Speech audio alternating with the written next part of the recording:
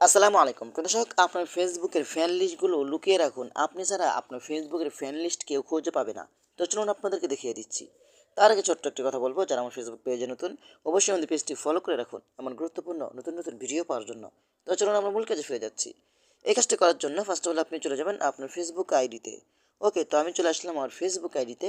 Facebook আইডিতে আসার পরে কিন্তু আপনার উপরে একটি থ্রি ডট আইকন দেখতে পাবেন, এখানে আপনি ক্লিক করবেন। তারপর একটু নিচে আসবেন, নিচে আসার পরে কিন্তু এখানে আপনারা সেটিংস পেয়ে যাবেন। আপনারা সেটিংসে ক্লিক করবেন। সেটিংসে ক্লিক করার পরে কিন্তু আপনি একটু নিচে আসবেন। নিচে আসার পরে কিন্তু এখানে একটি অপশন পাবেন, সেটা হলো how people friend and contact you. এখানে আপনি ক্লিক করে দিবেন। এখানে ক্লিক করে দেওয়ার পরে কিন্তু আপনি দেখতে পাচ্ছেন আমার ফ্রেন্ড লিস্টটি পাবলিক করা আছে, মানে সবাই দেখতে পাবে।